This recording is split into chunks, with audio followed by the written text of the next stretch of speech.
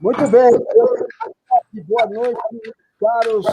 Você está conosco aqui no canal do Master, Paulo Massini, youtube.com/. Paulo Massini. Sempre vou trazendo conteúdos para a gente trabalhar e entender esse momento difícil que a gente está passando no mundo.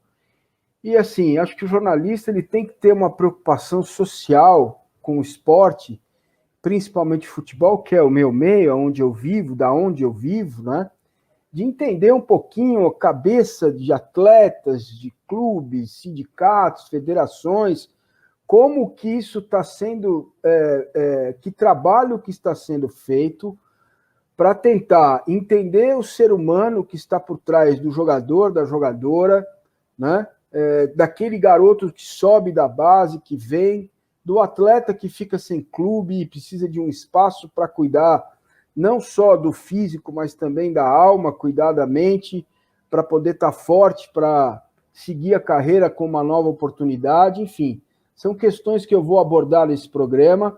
Eu agradeço demais ao Sindicato dos Atletas Profissionais do Estado de São Paulo, ao Rinaldo Martorelli, a Patrícia, que é assessora de imprensa, por ter me proporcionado essa possibilidade de, durante uma hora, a gente falar sobre cabeça, sobre alma, falar sobre formação, falar sobre como os seres humanos têm sido tratados por trás daquele uniforme, né, daquela couraça que às vezes os transformam e as transformam também, eu falo sempre no masculino e feminino, em heróis, super-heróis, que sabemos que não são, tá certo? Então, quero que vocês também participem aqui, nós estamos ao vivo no Twitter, também no canal do YouTube, a gente vai sempre trazer, uma vez por semana, um conteúdo um pouquinho fora da pauta, da bola entrou, não entrou, o resultado, para a gente discutir questões que eu acho fundamentais na formação humana do nosso povo. Então, no último sábado, o que me motivou a fazer essa live foi o suicídio do Morro Garcia, jovem, conhecido, atleta de valor, jogava numa equipe argentina, o Godoy Cruz, ele era uruguaio, e ele não aguentou continuar vivendo. A gente não pode esquecer a forma como Maradona morreu, né, que, a meu ver, também muito triste, muito impactante, um dos maiores que eu vi em campo, talvez o maior jogador que eu tenha visto, e que morreu também de forma muito triste, muito dura, a forma como Maradona morreu. Então, gente, a proposta dessa hora hoje, desse programa dessa sexta-feira, é ter um papo cabeça mesmo, um pouco diferente do que vocês estão acostumados aqui no canal, de análise de jogo, live, falando de futebol em si, se a bola entrou ou não, porque, repito, eu tenho como jornalista uma obrigação social de tentar despertar, pelo menos em alguns de vocês, a ideia de que quem veste aquele uniforme não é efetivamente um super-herói e que consegue lidar com questões ambientais, sociais, de formação dele como ser humano, de forma leve e tranquila, como a gente imagina que a maioria dos atletas profissionais consegue. Para isso, tenho dois personagens que vão me ajudar muito a entender esse extrato do futebol, né, do que está acontecendo com jogadores de futebol, atletas, jogadores e jogadoras, que é a Silvana Tizan, que é do Serviço Social, né, ela é assistente social do Sindicato dos Atletas Profissionais, a quem eu já cumprimento logo de cara. As mulheres aqui no meu espaço têm preferência sempre. Participar com a gente e aceitar o meu convite. Eu que agradeço, Paulo, é um prazer estar aqui com vocês, representando o Sindicato de Atletas de São Paulo. Eu acho que o tema é muito pertinente, é um tema muito importante da gente abordar, principalmente junto com o Luiz Manfrinati, que é o meu companheiro de trabalho, e que a gente está fazendo uma dobradinha muito legal, e a gente poder dividir um pouquinho desse tema com vocês vai ser muito interessante. Eu que agradeço. Muito bem. O Luiz Manfrinati, que é o psicólogo do sindicato, né, que presta esse serviço ajudando, tentando entender as mazelas do ser humano no que diz respeito ao jogador, a jogadora de futebol, o atleta de futebol. Luiz, boa noite, bom dia, boa tarde, obrigado por você estar aqui com a gente também.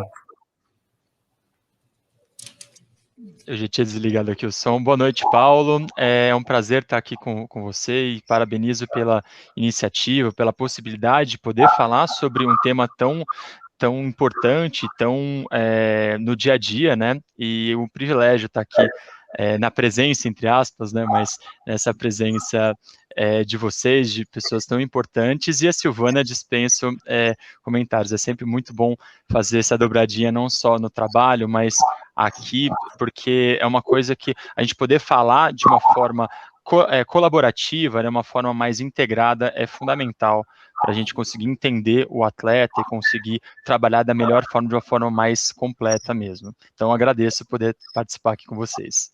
Muito bem, o pessoal já está aqui, já está começando a participar. Eu vou conversar com os nossos personagens, nossos convidados, mas se vocês tiverem perguntas, por favor, podem fazer, em caminho, a gente vai, ao longo dessa 1 hora, conversando, falando, tocando o programa juntos. Eu preciso muito da participação de vocês, vocês sabem disso, né? Para a gente poder fazer com que o canal vá para frente. O pessoal do Twitter também, beleza? Estamos juntos. Vamos lá. Luiz, eu vou começar sempre com a Silvana e você juntos, tá bom? Silvana, é o seguinte, como assistente social de um sindicato, a imagem que a gente tem do jogo de jogador de futebol é daquele cara que trabalha em um clube grande, bem sucedido financeiramente, já recebendo ao profissional, que também já tem salários diante do número médio da massa assalariada do Brasil, que já é bem alto, né? Um que ganha aí 70, 80 mil reais. Que tipo de demanda você recebe, né? Que tipo de pedido de ajuda você recebe de uma profissional da assistência social, cuidando, olhando para o futebol? E fala um pouquinho da experiência também. O Santos, o Corinthians, faz. Oi, boa noite, gente. Bom, eu sou assistente social das categorias de base. O meu TCC na faculdade foi sobre a importância da assistente social na formação de atletas. Desenvolvi o meu projeto no Juventus, depois no Corinthians, e fui para o Santos Futebol Clube também, atualmente sindicato de atletas. Eu acho interessante a sua fala, Paulo, e o seu interesse sobre o tema, porque normalmente quando a gente fala de jogador de futebol, a gente já imagina aquele super-homem, né? Ou aquela Mulher Maravilha, que por trás desse personagem esconde um ser humano. E, normalmente, a mídia fortalece somente a ascensão social que esses atletas têm na vida, esquecendo que ele é um cidadão, que ele é uma pessoa que tem sentimento, que vem de famílias, muitas vezes famílias que estão desenvolvendo um papel social adequado e outras não. Você aborda o caso do atleta do Morro Garcia que se suicidou, e eu fiquei muito sensibilizada com esse caso. Eu falei, nossa, ele estava passando por um quadro de depressão, ninguém identificou, ele já vinha com problema no contrato dele de trabalho. Isso está muito focado na realidade que nós trabalhamos também no sindicato. Quando nós recebemos, por exemplo, os atletas que vêm de Expressão Paulista, que é um projeto, um objetivo de melhorar fisicamente e psicossocialmente o atleta, para quando ele encontrar o mercado de trabalho, encontrar uma oportunidade de ele estar bem, é muito importante. Então, o papel, tanto o meu papel quanto do Luiz, é exatamente para quando a gente receber esse atleta, fazer uma anamnese social, identificar a vida pregressa desse atleta, de onde ele vem, qual é o objetivo dele, quais foram os maiores problemas que ele enfrentou durante o desenvolvimento dele, da base até o profissional. Identificar também como é que é a família, como é que está essa configuração familiar. E a gente sempre fala muito da questão da estrutura da família, a gente não pode usar esse termo mais de estrutura, né? Nós temos que utilizar qual é o papel social que cada um desenvolve dentro do contexto familiar. Muitos vêm de uma família que a gente identifica que tem uma fragilidade econômica, de família que vem numa comunidade com várias vulnerabilidades sociais, vários tipos de violências, e quando o atleta vem até a gente, traz tudo isso no contexto dele de vida. Então, é esse olhar que nós temos que ter. As queixas são muitas, por exemplo, muitos vêm para o sindicato para se preparar fisicamente e também para pedir apoio jurídico, porque os clubes muitas vezes não pagam, principalmente os clubes de segunda e terceira divisão. A gente sabe que tem mais dificuldade de manter o compromisso da atividade laboral desse atleta. Nós sabemos também que muitas vezes a família espera muito por essa ascensão, e esse atleta vem para a gente carregando esse peso, olha, eu estou desempregado, né? E uma das coisas que eu achei muito importante nesse período que o sindicato me contratou, o Martorelli sempre falou, nós não podemos olhar somente para o desenvolvimento físico dele dentro do projeto Expressão Paulista, é muito mais do que isso. São as questões sociais, os fatores sociais que envolvem esse atleta e o emocional dele, como que ele está. Por quê? Qual é o nosso objetivo no sindicato de atletas? É para que quando ele encontrar uma oportunidade, ele esteja muito bem para aproveitar essa chance. Ô, Luiz, vamos pegar um exemplo aqui. Eu sei que talvez você não conheça, mas é que você pode traçar um paralelo do que significa na vida de um jogador profissional. Nesse caso é um homem, que é o Breno Lopes, que começa o ano sendo dispensado do clube, aí vai para a Série B, destaca lá, o Palmeiras, no Maracanã, no final de Libertadores, faz um gol de cabeça. Eu não sou psicólogo, mas lidando ao tempo, a gente lida com gente o tempo todo. Aliás, para você que é jornalista, se você não gosta de gente, escolha outra profissão, não tem problema, você pode escolher outra profissão. A sensação que eu tive é que ele não estava ainda entendendo o que ele fez, sabe? Ele, assim, sabe, meio com um olhar perdido. Essas questões que a Silvana colocou, elas interferem na hora de cabeçar uma bola, bater um pênalti, decidir um jogo, tomar uma decisão de campo? Veja, Paulo, é muito importante esse olhar, né? Afinal, gostar de pessoas acho que é algo que nós temos em comum aqui e querer ajudar elas, né? E acho que uma forma de ajuda é justamente a gente poder falar um pouco sobre essas situações e, inclusive, poder ajudar quem puder com informação. Acho que a informação ela é base, né, para tomada de decisão, para a gente conseguir ter uma atuação mais consciente. Então, pegando o exemplo que você trouxe, eu não vou poder fazer uma análise mais profunda, eu sei de qual jogador que se trata, obviamente não o conheço, nunca trabalhei com ele, então não poderia entrar em assuntos nem por questões de ética da profissão, mas entendendo um pouco a situação, e acho que é disso que se trata, a gente falar sobre o cenário. E é importante mesmo a gente falar sobre o cenário, porque retrata uma das principais questões que mexe com os estados emocionais dos atletas, que é essa grande flutuação. Então, a gente tem momentos, né, de dificuldades e extremas complicações da realidade do atleta. Então, a gente vê atletas que têm contatos com contratos milionários ou amigos com contratos milionários, outros passando dificuldades, como o que a Silvana comentou, e lidar com essas diferentes situações emocionais, de você estar numa situação no início do ano e chegar num ápice, numa situação bem tão favorável, de um prazer enorme, algo que vai ficar para a história, é muito significativo. E saber lidar com isso, saber lidar com situações significativas e momentos seguintes que não são tão significativas, precisa de um aporte, um suporte, uma saúde mental muito, muito bem estruturada, muito bem trabalhada.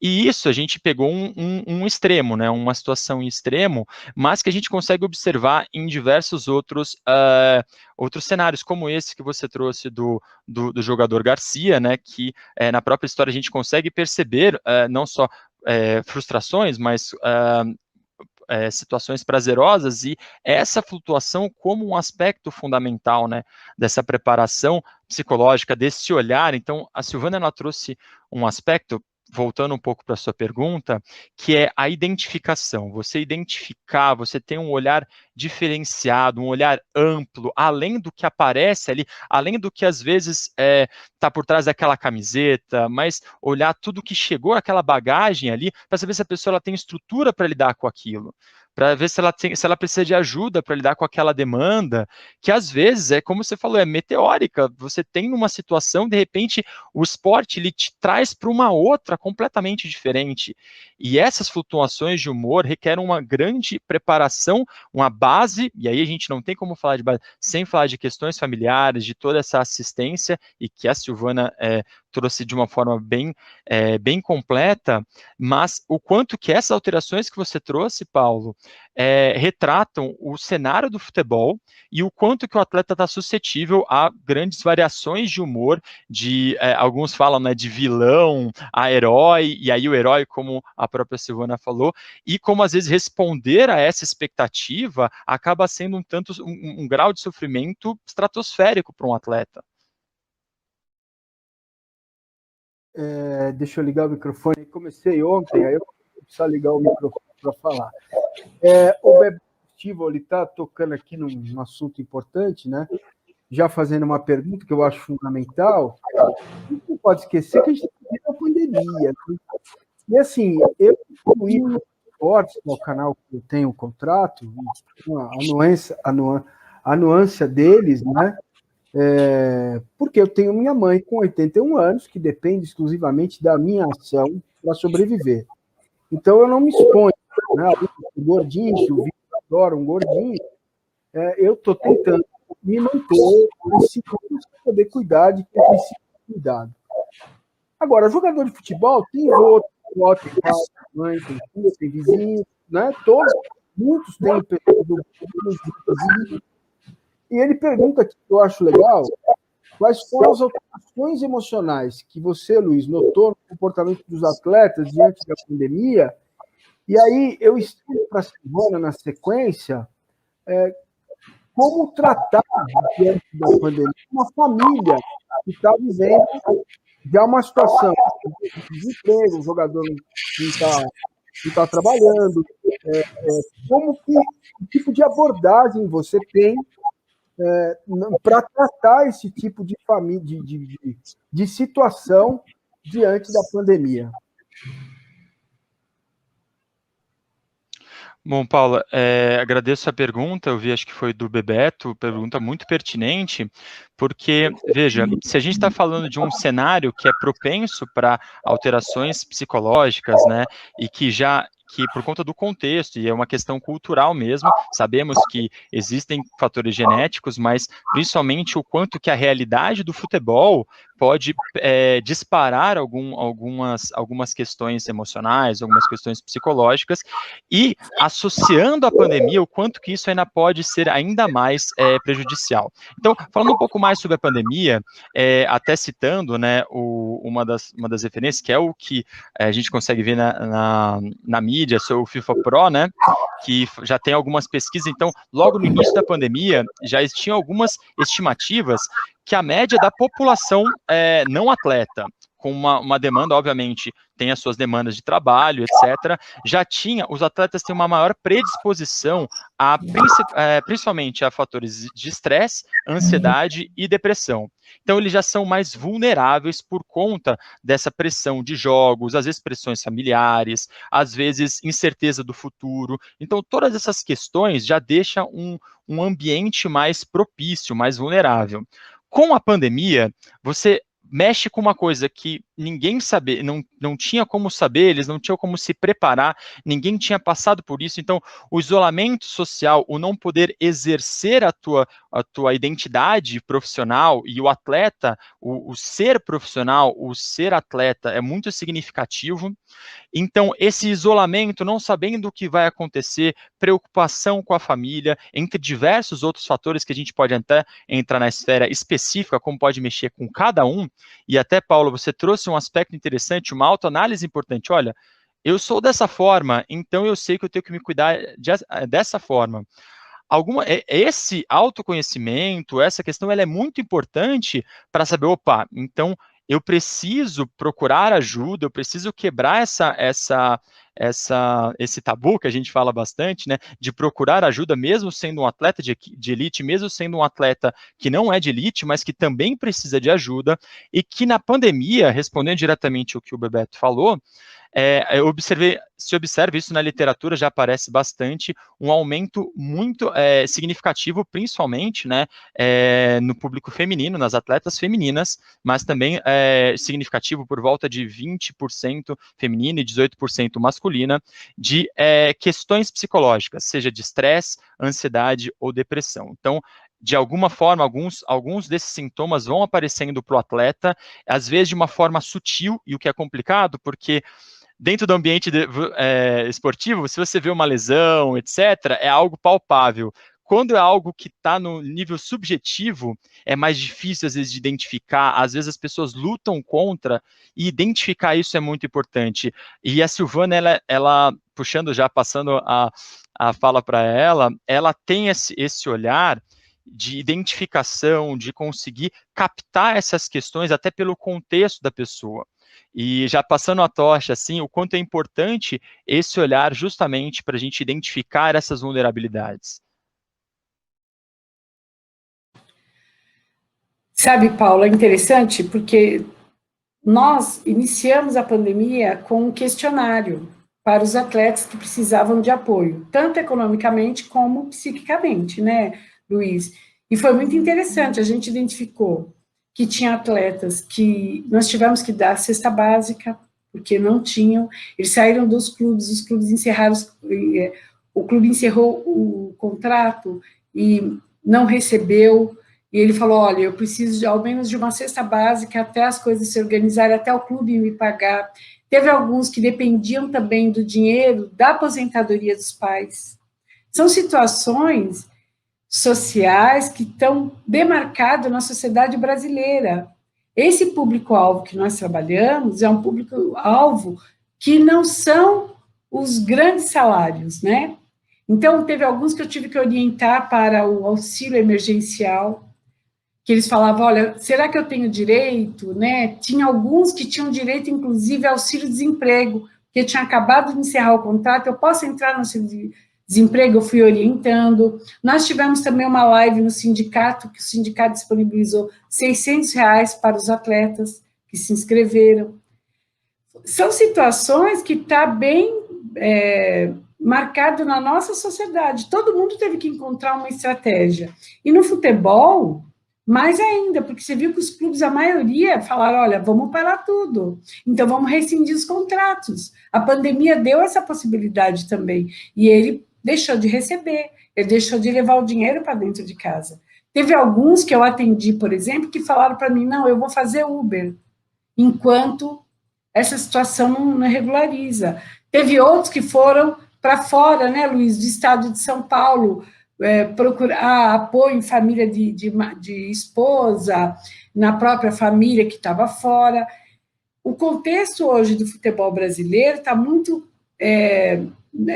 assim, vinculado na nossa imagem dos bem-sucedidos, mas o sindicato de atletas pega exatamente esse público-alvo que muitas vezes sofre vários tipos de violações de direito nesse processo trabalhista, e a gente entra exatamente com esse apoio, que é o apoio biopsicossocial e o apoio também de treinamentos, para que ele possa melhorar essa condição dele. O desemprego é uma coisa que mexe muito com todos nós, com o jogador de futebol ainda mais, porque ele sabe que são campeonatos pontuais que ele vai participar. Se ele está com uma carreira fragmentada, né, ele vai esperar essa oportunidade. Então, o objetivo do Martorelli, ele sempre fala isso, vamos olhar um todo, vamos olhar o atleta que está dentro do nosso projeto de uma forma sistêmica. E nessa pandemia, o nosso olhar teve que ser ainda mais humano, porque todos nós estamos sofrendo dessas consequências. Você fala da sua realidade, Paulo, e a maioria dos jogadores de futebol que nós atendemos, alguns não dependem tanto da família, mas a maioria, a família depende dele. A família sabe que contava com aquele dinheiro para pagar o aluguel, para fazer uma compra, para pagar o convênio médico do pai ou da mãe, e como esse período, assim, no questionário que a gente elaborou, a maioria apresentou exatamente isso que o Luiz acabou de falar, ansiedade, vontade de se alimentar toda hora. Teve um que escreveu assim para mim, minha vontade é assaltar a geladeira, né? Olha quantos... Isso aí eu sou especialista. Mas você não é atleta.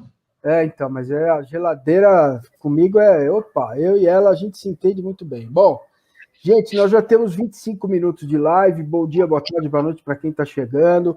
Fiquem à vontade, façam suas perguntas. Nós estamos ao vivo no YouTube e também no Twitter, lá, o @Paulo Massini. Gente, eu olho para uma figura do futebol, né, que dentro de campo é a maior expressão do futebol brasileiro dos últimos anos, e chamada Neymar, né? Eu olho para ele e vejo uma figura, né, que não me parece ser feliz, né? Ele não se encaixa na figura do ídolo, né? Ele, por exemplo, se a gente for comparar o herói Ayrton Senna com o Neymar, eles estão absolutamente distantes no comportamento, na forma de ser, no que fala, como se relaciona com as redes sociais e tal. É possível dizer isso, que o Neymar ele não está feliz naquilo que faz, com aquilo que faz, porque os sinais, para mim, que não sou especialista, para mim são claros, né? Na medida em que ele convoca lá uma festa durante a pandemia, e aí publica fotos que às vezes agridem as pessoas, não a mim, mas as pessoas reagem nas redes sociais, apanha o tempo todo em campo. O que dá para falar disso? Luiz, eu vou falar.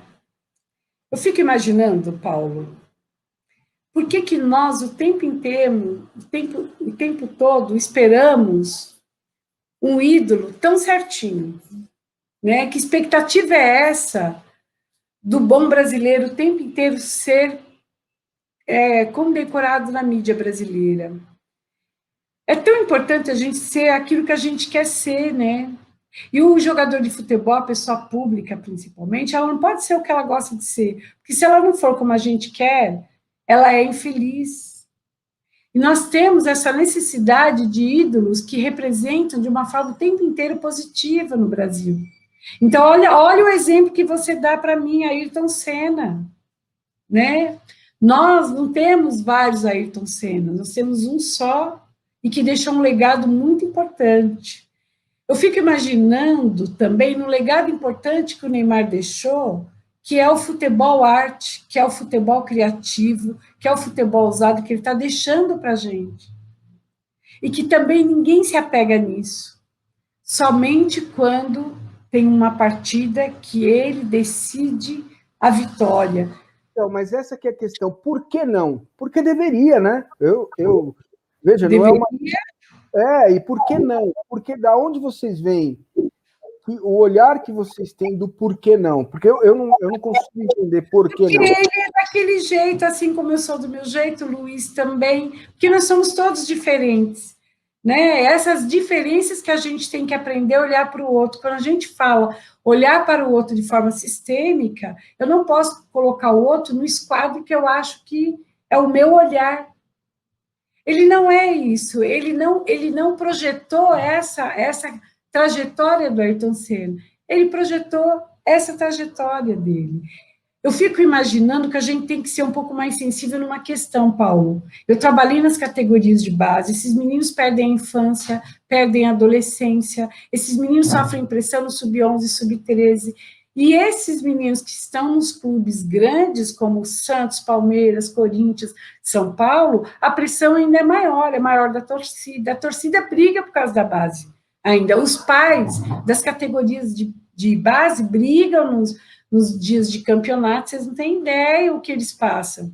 Então, eu fico imaginando quanta coisa ele deixou para trás, e que no momento aí, tem um momento do gatilho, né, que eu falo que vai estourar de alguma forma, e que ninguém consegue identificar essa formação deixa de lado vários fatores sociais e emocionais, né, Luiz?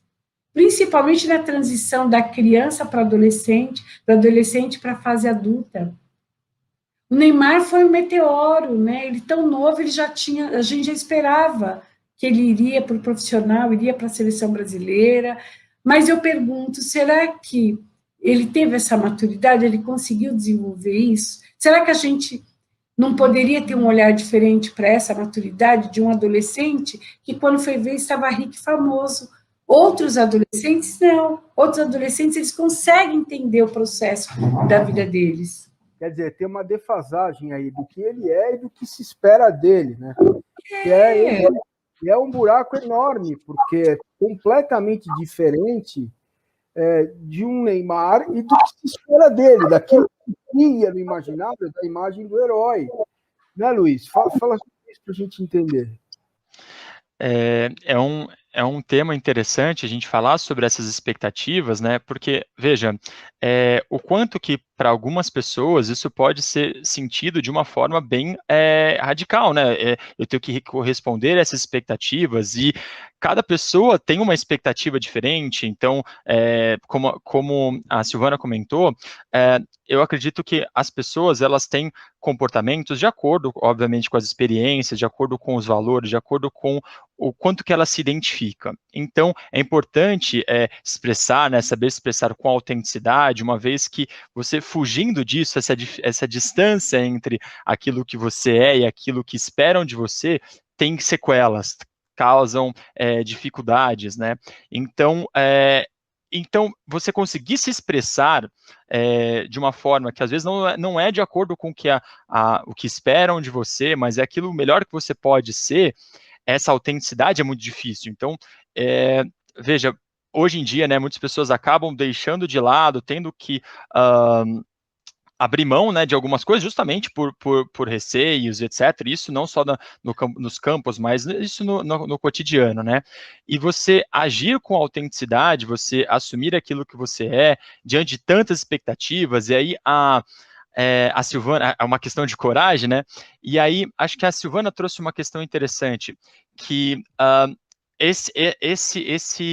esse mundo por trás, né? Então, todas essas cobranças, as pessoas querendo esse herói, então você idealiza um herói como? Então, uma referência a se seguir, uma pessoa, algo que dá esperança para você, que te faz acreditar, que te faz, às vezes, até fugir um pouco daqueles problemas, ou você. Então, esse significado que você coloca, essa expectativa, quanto pesa ali na outra pessoa, né? Então você coloca tudo aquilo na outra pessoa e às vezes a gente, esse exercício, né, de inverter, você imagina você recebendo tudo aquilo, tendo que corresponder a uma nação, a uma responsabilidade ali. A gente vem de uma história de diversos ídolos, não só o Ayrton Senna, mas temos dentro mesmo do futebol, e que traz uma carga, até falando de uma questão mais psicológica, né, a gente está, talvez, né, com uma, como é que eu posso dizer, com uma falta, né, então, como na esperança de aquilo até aumenta a ansiedade, puxa, então você acaba criando uma expectativa que é muito importante de conversar sobre isso, porque acaba sendo automática. Então, aí a gente começa a procurar alternativas, não, mas por que não é dessa forma? Por causa disso, eu tinha que fazer isso, eu tinha que fazer aquilo, procurando formas para tentar justificar uma expectativa que nós mesmos temos. Então, essa atenção e isso que vocês trouxeram é interessante, porque às vezes a gente faz, às vezes é uma coisa nossa, e que colocamos ali na outra pessoa na esperança de trazer um retorno para nós, um bem-estar, e que acaba sobrecarregando mesmo, né? Eu não conheço, não sei como, mas pensando um pouco no efeito, né, de ídolo que a gente está conversando. Sim, lidar com isso deve ser extremamente pesado, né? Porque um sujeito completamente bem-sucedido, né? Financeiramente, questões materiais, mas que quando vai dar um passo na rua, carrega isso tudo, né? E às vezes não é com ele. Nós tivemos outros casos, o Sócrates, médico, e que sucumbiu ao álcool, não aguentou. O Casagrande, que bateu lá, voltou, está de volta aí, isso é muito bom, mas essa sensação, por exemplo, do gol, que aí é ex-jogador, o cara não sente mais aquilo, onde que ele vai buscar aquela emoção, que é uma coisa que a gente vai falar também daqui a pouquinho. Agora, Silvana, aí no dia a dia, não precisa, óbvio, que você não vai citar nomes, eu quero a tua experiência. Alguma vez você falou, não dá, eu não consigo lidar com isso é muito difícil. Vocês já atenderam famílias em que houve suicídio. Eu queria que você falasse sobre isso, para que quem está nos assistindo tivesse exata noção de que a miséria humana não atinge só a nós, jornalista, advogado, cozinheira, engenheiro, motorista, e atinge também esses caras travestidos de heróis que vestem uniforme e jogam futebol. Queria que você falasse sobre isso. Olha, Paulo, eu vou falar uma coisa para você. Eu tive um hiato de quando eu saí no Santos, de quando eu saí do Corinthians para o Santos. Eu estudei muito, eu fui estudar dependência química, eu trabalhei em CAPES-AD. Eu sou formada pela USP em dependência química, Faculdade de Psiquiatria. Eu fiz saúde do trabalhador na Faculdade de Medicina do ABC. Eu sou pós-graduada em trabalho com famílias. Por quê? O serviço social é uma profissão que lida com todo esse cenário. Quando a gente fala da questão de depressão, quando a gente fala do uso abusivo de qualquer substância psicoativas, lícitas e ilícitas, é o nosso dia a dia. O que eu gosto de falar sempre é que por trás dessa família, por trás desse jogador, tem toda uma família que representa a família brasileira. É a família que veio, muitas vezes, de comunidades carentes, comunidades que são vulneráveis, comunidades que, para você, que o esporte aparece naquele cenário como objetivo de ascender, de ter uma ascensão social e tirar a família daquela situação. Muitas vezes, também, a questão da depressão, a gente vê que não é só o atleta, às vezes na família tem alguns casos, eu peguei muitos casos de mães bipolares, mães depressivas, e que isso me sinalizava que eu tinha que olhar diferente para esse menino também, o olhar especial, quando eu percebia que ele não estava bem, que ele não era selecionado, quando ele não estava no time principal, eu já sabia que eu tinha que chamar o psicólogo, a psicóloga que estava comigo para me ajudar também. Por isso que é importante, assim, é duro lidar com todas essas situações, mas o serviço social não pode se apegar nesse mito que é o jogador de futebol. Nós temos que, o tempo inteiro, ter esse olhar desse menino que sonha em se tornar um atleta profissional de futebol, e esse atleta profissional de futebol que chega também trazendo toda essa história pregressa que eu apontei para vocês aqui. Como lidar com tudo isso? Eu tive casos de atletas profissionais que falavam assim para mim, Silvana, minha mãe está doente, eu falava o que ela tem, ele não sabia explicar, ele falava assim, eu estou 1 ano fora de casa, eu rompi um contrato lá e já vim para cá, e eu tenho que entrar em contato com essa família, ver o que essa mãe tinha, contato com a irmã que estava cuidando, identificar com o atleta, né, com esse trabalhador e filho e pai de família, qual era o papel dele dentro dessa família, até que ponto ele podia ajudar e até que ponto a família tinha que caminhar com as próprias pernas. Isso daí é interessante. Quando você olha para a família e fala assim para a família, o que é dele e o que é de vocês.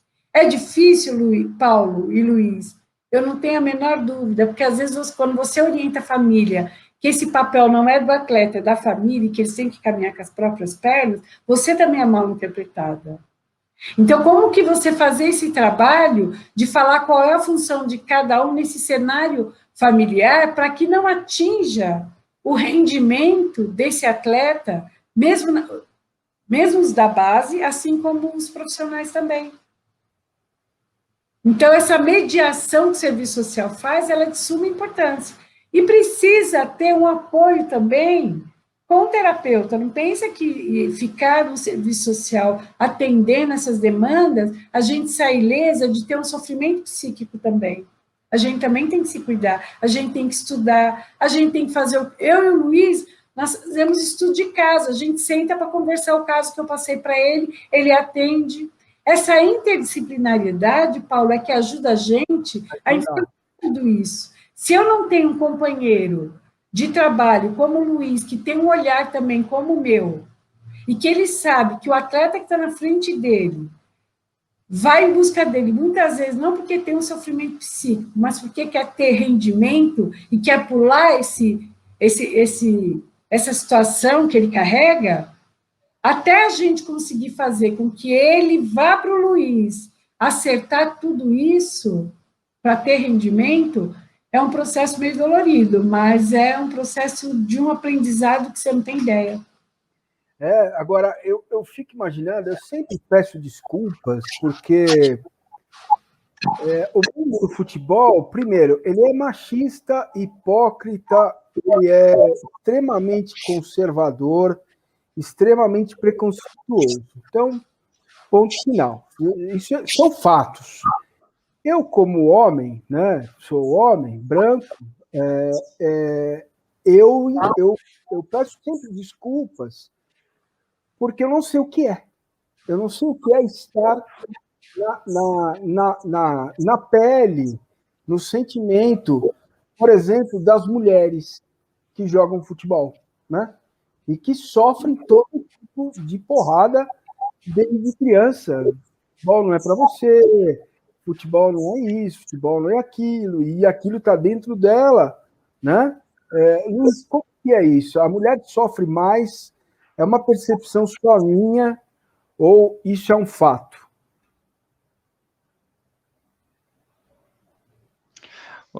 Paulo, eu sabe que você comentou agora há pouco sobre essas dificuldades, né, da atuação e até reforçando uma questão que a Silvana falou dessa formação, o quanto é importante não só você se informar, você procurar informações, você procurar estar bem respaldado e ter uma boa equipe para você conseguir trabalhar.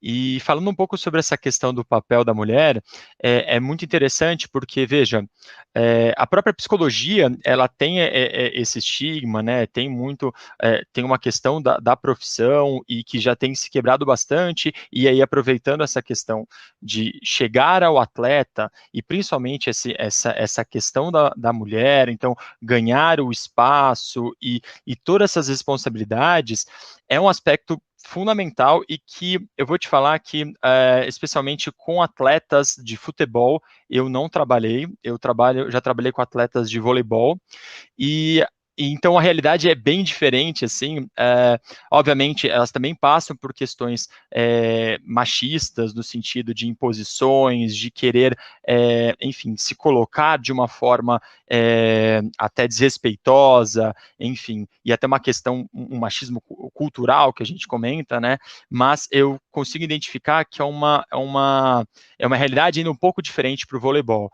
No futebol, o que eu posso contribuir aqui é justamente o quanto que é importante ter esse diálogo, ter essa abertura para a pessoa, né, pensar em outras formas de interação, conseguir identificar isso que você comentou, Paulo. Olha, o futebol é assim, mas ele não precisa ser assim, né? Ele foi assim por muito tempo, mas você observar, assim como a sociedade, muitas coisas hoje já não são mais aceitáveis, então o futebol também é mutável, o futebol também precisa mudar algumas questões, elas não são eternas daquela forma, aquela não é a fórmula do sucesso para sempre, mas o quanto que é importante, assim como a sociedade amplia, e aí a gente pode falar diversas questões das minorias, não só com relação às mulheres, mas questões raciais, né? E que o quanto é importante isso que você comentou, observar que às vezes está enclausurado, que está ali, as pessoas não sabem falar, não sabem lidar, estão acostumadas àquilo, e quanto é importante abrir um diálogo sobre isso, entender o sofrimento que as pessoas têm, dar uma voz para aquilo, para conseguir mudar, para conseguir trazer um olhar mais atualizado, mais real, né, do contexto do futebol. Então, eu sinto não poder trazer uma experiência mais empírica desse tema, mas aproveitando essa questão mesmo social, dessa mudança de pensamento mesmo como um aspecto fundamental para a evolução do futebol. Não, quando se trata de seres humanos, né, pouco importa o gênero, a experiência é válida, sem dúvida nenhuma. O Everton, estou começando aqui, abrindo também para as pessoas perguntarem, né? Já temos aí 45 minutos de live. O Everton está dizendo o seguinte, o Everton Siqueira, vou até colocar a pergunta dele aqui na tela, eu achei bem interessante essa abordagem. Boa noite, pessoal. É um tabu ainda no Brasil aceitar que as questões emocionais são tão importantes quanto as fisiológicas do esporte, no esporte, tendo em vista que o brasileiro, em geral, negligencia a saúde mental? Diga. Nossa, Everton, essa pergunta foi bárbara. Eu acho que nós temos um grande preconceito sobre a questão da saúde mental no Brasil em todos os cenários, não é só no esporte, né? Falar sobre depressão, nossa, que falta de vontade que essa pessoa tem, olha, está fazendo o corpo mole, precisa ser forte, o tempo inteiro a nossa sociedade cobra isso da gente. Não é só no esporte ainda pior, por quê? Nossa, mas como? Ele produz endorfina, dopamina, serotonina, todos os hormônios através da atividades físicas que ele faz, né? Então, mas eu fico imaginando que o sofrimento psíquico, eu aponto para vocês, traz muitas questões de cunho social. Do dia que ele foi concebido até o dia que ele apareceu no mundo. Ele já vem com uma carga aí muito pesada. E no futebol, assim como no esporte no geral, nós temos muito que aprender sobre a questão da saúde mental. Eu volto a falar, eu comentei isso com o Ijá, que normalmente eles olham para o psicólogo do esporte e falam assim, olha, eu quero que você faça ele render porque a gente precisa ganhar, ele precisa render porque a gente precisa vender, como se fosse um objeto. Não é assim? É assim mesmo, e não tem nada a ver. Desconsidera o seu plano, desconsidera seu sofrimento, desconsidera, como o Luiz apontou, a questão genética, que já vem carga aí, que a gente tem que ter um olhar mais amplo. O tempo inteiro nós trabalhamos com alguns estigmas e alguns preconceitos no cenário brasileiro, como a questão da droga, que é muito mal discutida no Brasil ainda. Usa droga porque não presta, usa droga. O tempo inteiro tem esses rótulos que descaracterizam a importância de investir na saúde mental em todos os cenários, inclusive no esporte, que é o que a gente está falando agora. E aí cabe o papel do jornalismo, né, e dos jornalistas, meus colegas, que muitos não têm a menor preocupação com isso e só reforçam esses preconceitos, esses estereótipos, né, em prol da audiência. É isso, é ponto. Só vai melhorar quando a gente crescer em termos de educação, porque aí o cara não se sente legitimado pelo clique, pela audiência, de espizinhar e acabar com a vida de um jogador, ou ir a um ponto que machuca, né?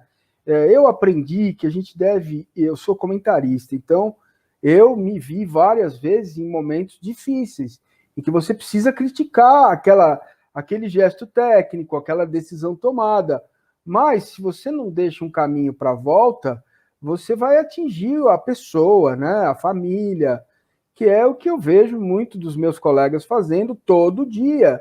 E isso para eles é legal, porque dá clique, dá dinheiro, e ganha dinheiro, e vai uma roda que vai girando, e a gente não consegue parar com isso. E é importante também fazer essa reflexão do jornalismo, quanto que o jornalismo é responsável também por legitimar esse papel que a Silvana está falando. Então, assim, a gente tem que parar para pensar. Eu, no meu cantinho aqui, né, no YouTube, no meu Twitter, eu vou ter essa preocupação de trazer temas como esse, que são temas, assim, difíceis de serem tratados, né? Não é fácil. Quem já fez terapia na vida sabe que não é de um dia para o outro que você chega e no outro dia você acorda e tô legal. Não é um processo muito dolorido, muitas vezes muito dolorido, e que você precisa às vezes parar, porque você não aguenta, aí volta,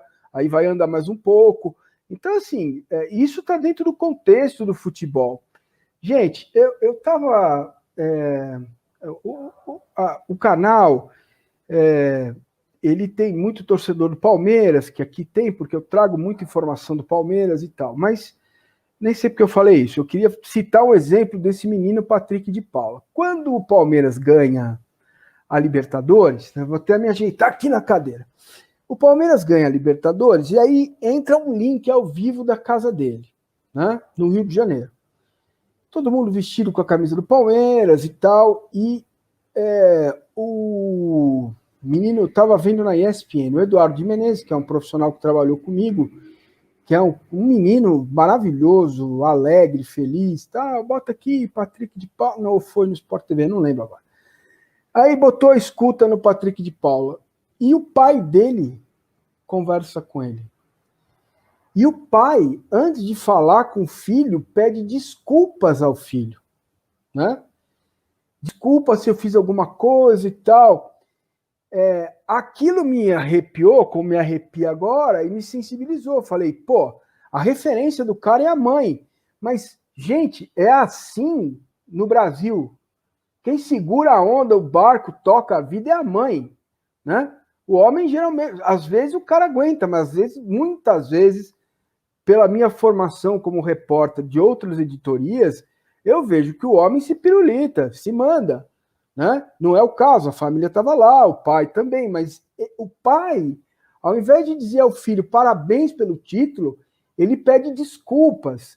Isso me causa um impacto de perceber que o que este menino, que hoje joga uma bola incrível, bate pênalti em final de campeonato contra o Corinthians, eu fico imaginando a força que esse menino tem para chegar a assumir esse posto e desempenhar como desempenha, né? E isso, ao mesmo tempo, me deixa triste, porque deve ter milhares, igual o Patrick, que estão perdidos por aí. Eu queria que vocês falassem sobre isso. Vou deixar o Luiz falar, porque depois eu... Bom, o que você comentou, falando um pouco sobre essa realidade, né, e retrata muito essa questão da família brasileira, né, o quanto que é importante na formação do atleta e o quanto que aquilo é significativo. Às vezes a gente pode falar o quanto as evitações, não, as dificuldades que a família passa para conseguir ali dar uma oportunidade para o atleta. Eu falo porque eu acabei não falando um pouco sobre a minha experiência, né? Eu comecei trabalhando inclusive com a Silvana, então a minha iniciação científica na faculdade, na época da formação ainda, foi uma porta aberta pela Silvana lá no Santos, então avaliação de atletas. Depois eu fiz meu TCC, ainda com avaliação de atletas, fui para o meu mestrado de influência parental no desenvolvimento de habilidades psicológicas de atletas. Então, essa parte que você tocou de família me dá um certo conforto. E aí, recentemente, eu estava trabalhando numa equipe de categoria de base de Guarulhos, que era um projeto social e que trazia uma realidade muito difícil, falando sobre essa vontade, essa reciprocidade de poder devolver para a família o tanto que eles sentiam que eles tinham, né? Então, dos principais motivadores, aí falando da motivação como um aspecto intrínseco, não extrínseco, né? De, enfim, dinheiro, etc., mas algo de valores, o quanto que a família, ela, apesar de se falar muito hoje em dia das mudanças da configuração da família, mas o quanto que ela ainda é central como uma produção de significado, como um bem maior. Então, os atletas que eu atendo, né, o significado maior, olha, eu quero trazer uma situação melhor para minha família, para minha mãe, ou para o meu pai, para os meus filhos, eu preciso fazer, isso é a única coisa que eu sei fazer. Eu sei fazer isso bem, eles acreditaram em mim, então eu preciso dar um retorno, dar a minha contribuição. Puxando um pouco para um propósito, né?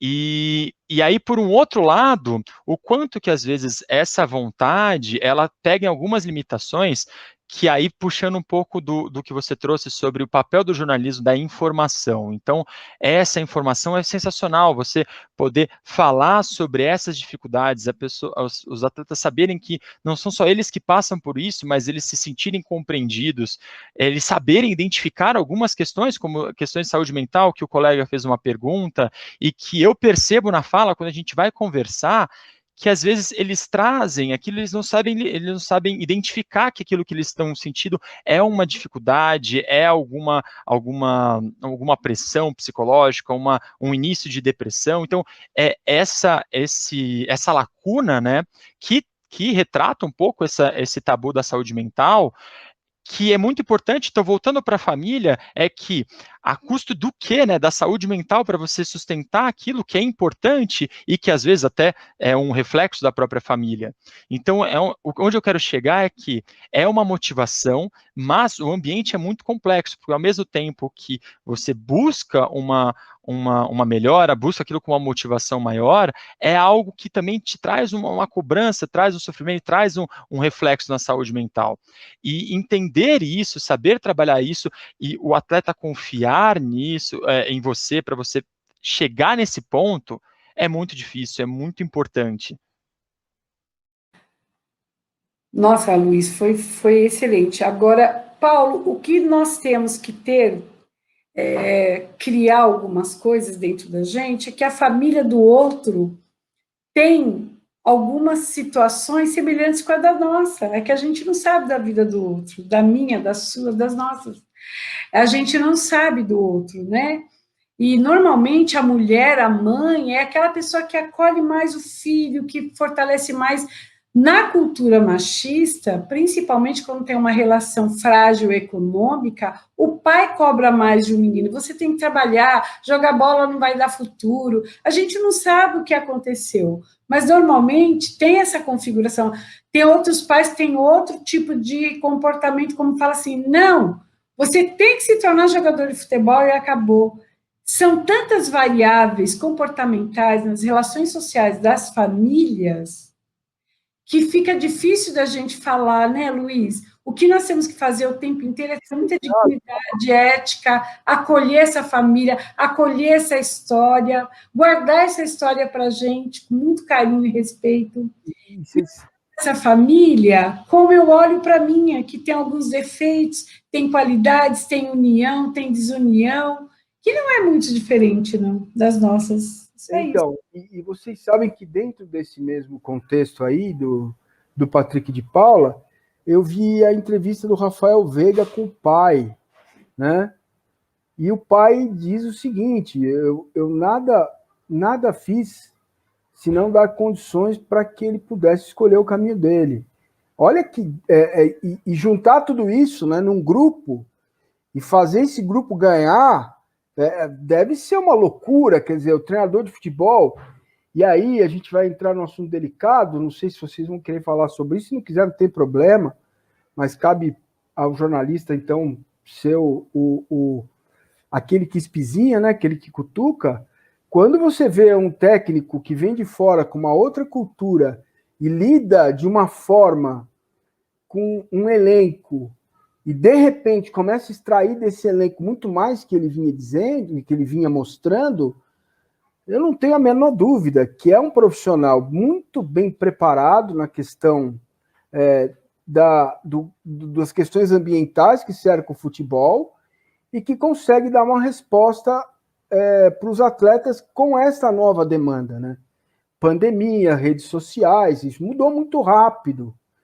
E eu não vejo os técnicos brasileiros capazes de fazer isso, como fez o Felipão em 2002, quando ele tinha uma psicóloga com ele, traçando o perfil do jogador, tentando dizer ao Felipão como falar com o jogador, né, que maneira abordar o jogador. O Rivaldo você aborda de um jeito, o Cafu é outro, é completamente diferente. E eles estão todos juntos e precisam ganhar. Queria que vocês falassem sobre isso.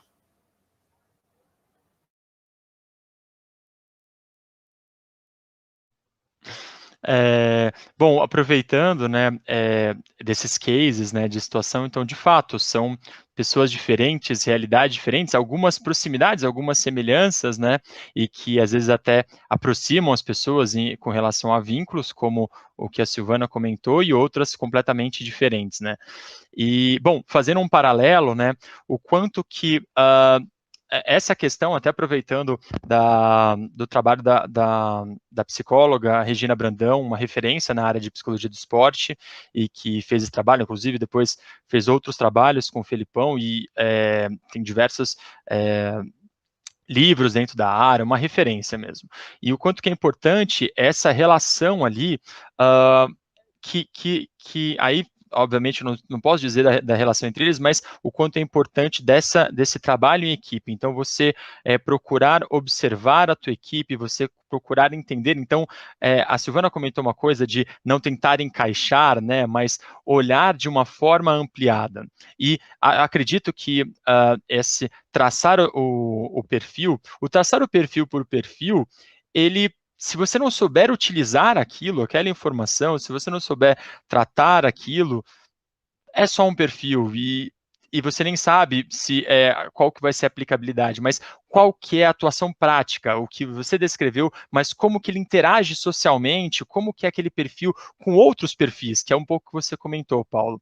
Saber lidar com isso, essa gestão de pessoas, é o que é o diferencial, né? Isso a gente pode falar de uma forma até ampla, não só no futebol, mas é um diferencial, se lidar com diferentes personalidades, egos, e acho que, puxando agora para a atualidade, né, o quanto que a pessoa que consegue conciliar esses cenários diferentes, essas realidades diferentes, consegue conciliar e fazer com que o time ande, que aquilo não vire um empecilho, que as adversidades não virem dificuldades, mas um crescimento, né, se ganha a partir dessas adversidades, é um diferencial competitivo, fazendo uma comparação aí. E para finalizar, falando um pouco, mais uma vez, eu não conseguiria falar sobre a questão do técnico, mas fazendo uma leitura sobre essa questão. Né? Então, você entender a pessoa, você saber lidar com aquilo, e até você consegue observar pela conduta. Me permita só uma intervenção. Claro. Você, óbvio, falar do técnico, mas você recebe o jogador, o atleta, né, que recebeu a interferência do técnico. Então, dá para você também compreender em que mãos estão. Olha, nessa relação, vou te falar que eu tenho que fazer um meia-culpa aí. Eu sei que alguns profissionais, a psicologia ela já passou por uma grande estruturação. Hoje em dia, ela está se firmando mais em padrões, enfim, científicos, e onde eu quero chegar é que, assim como todas as profissões, a gente sabe que às vezes a gente tem experiências ruins, né? Então a gente sabe que, além de uma questão cultural, de alguns técnicos terem uma certa resistência, a gente já ouviu alguns falando, olha, psicólogo sou eu, aqui, a gente sabe que existe isso, mas a gente sabe que hoje muitos já têm um outro olhar, como um olhar interdisciplinar, como a Silvana falou, e vendo aquilo como uma ferramenta a mais diante dessa competitividade enorme do esporte de elite.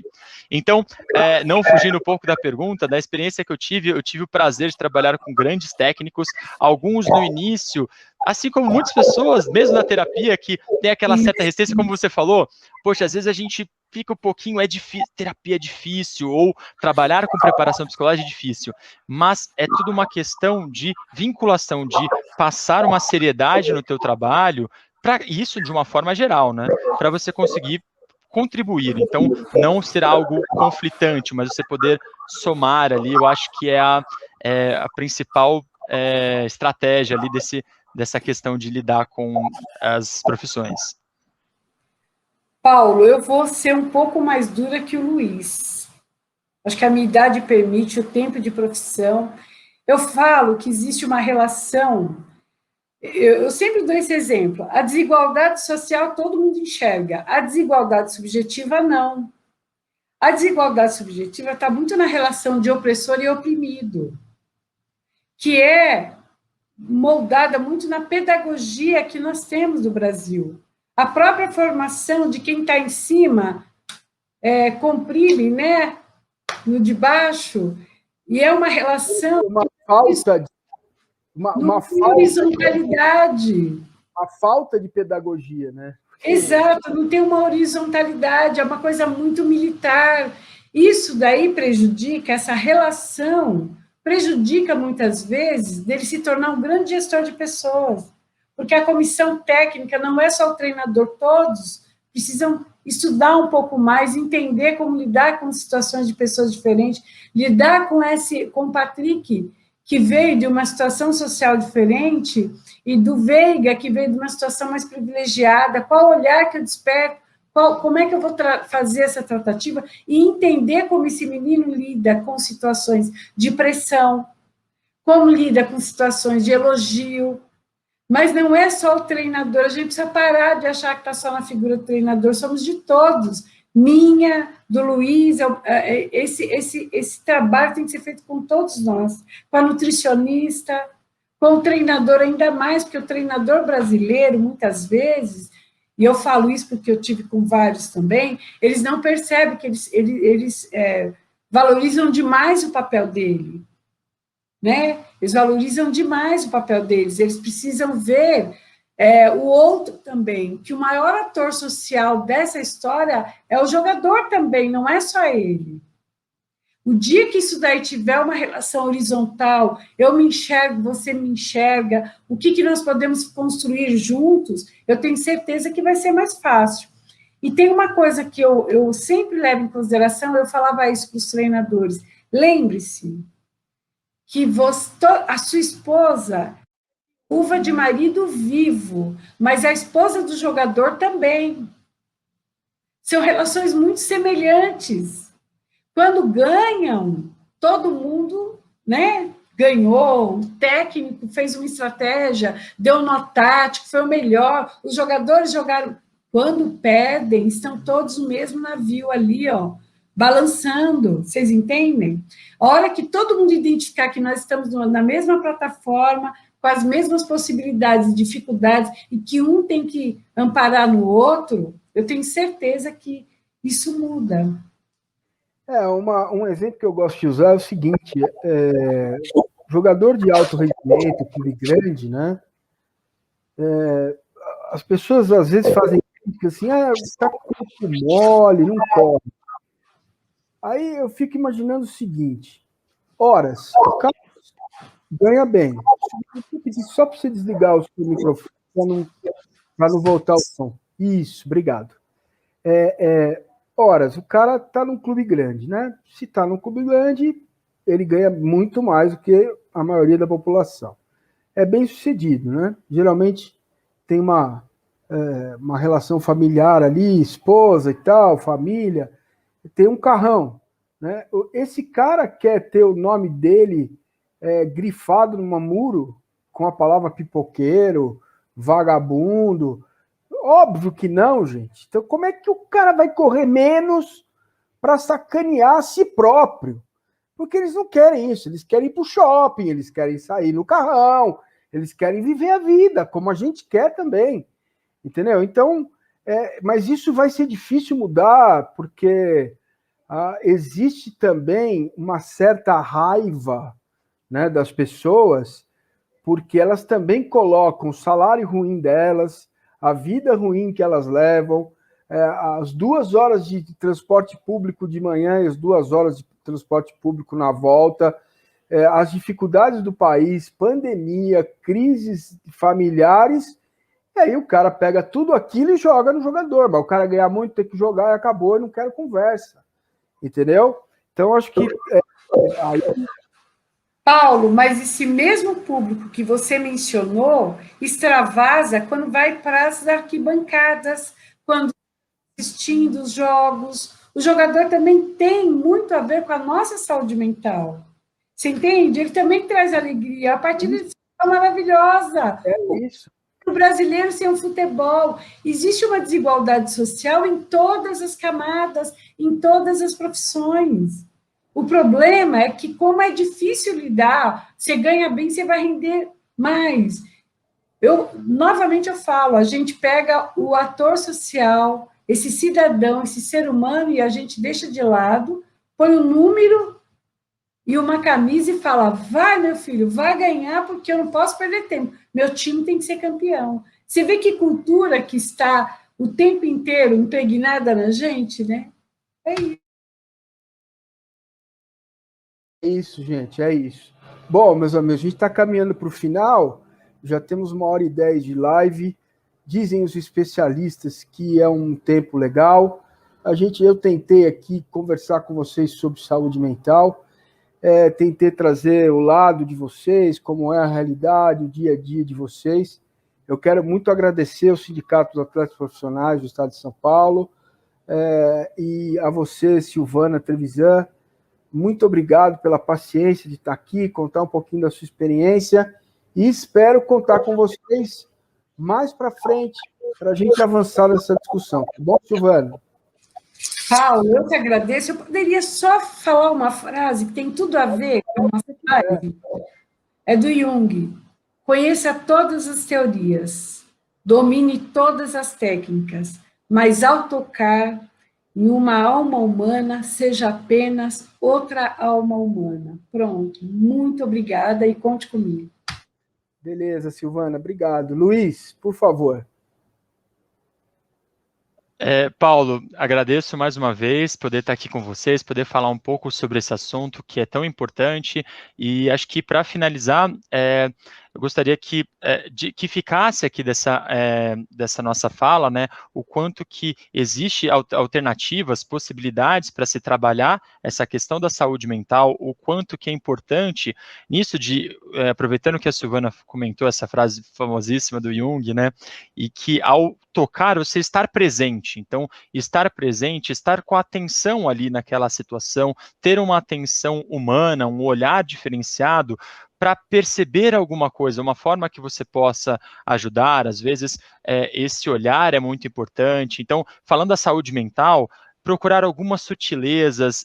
Hoje em dia tem muitos lugares que falam sobre os sinais de alterações não só de ansiedade, mas de estresse, e o estresse como um precursor não só de questões de ansiedade e depressão. Então, a gente vê em diversos exemplos de atletas que passam ou passaram por casos de depressão ou ansiedade, alguns sinais característicos, como até esse que você comentou, Paulo, de, poxa, chinelinho, ou tá fazendo o corpo mole, e que às vezes pode ter algum outro significado. Então, é isso que nós falamos hoje, que o quanto é importante a gente ter um olhar diferenciado, uma atenção focada, um olhar humano e próximo das outras pessoas aí, se a gente quiser ter um outro panorama da saúde mental. Muito bem, pessoal, muito bem dito e muito claro, né? Muito legal que vocês conseguem falar de forma clara, porque às vezes fica muito acadêmica, aí as pessoas não entendem, mas está absolutamente claro, dá para entender, e acho que é nosso papel aqui, meu também, trazer essas discussões para tentar devagarinho, né, e colocando isso na cabeça das pessoas e tentar fazer com que, de fato, a gente torne o ambiente um pouco mais saudável, não só no futebol, mas fora dele também. Silvana Trevisan, Luiz Manfrinati, muito obrigado. Quero dizer a vocês que amanhã tem vídeo no canal, tem um vídeo sobre o Palmeiras no canal, vou subir amanhã, tá? Fica ligado. E domingo tem pós-jogo. Acabou a rodada, acabou o jogo do Palmeiras, a gente vai falar sobre campo e bola, a bola entrou, não entrou, que jogador a gente vai pegar no pé, né? Aí domingo a gente fala sobre isso aqui no canal também. Fechado, pessoal? Bom dia, boa tarde, boa noite e até a próxima. Valeu! Boa noite, obrigada.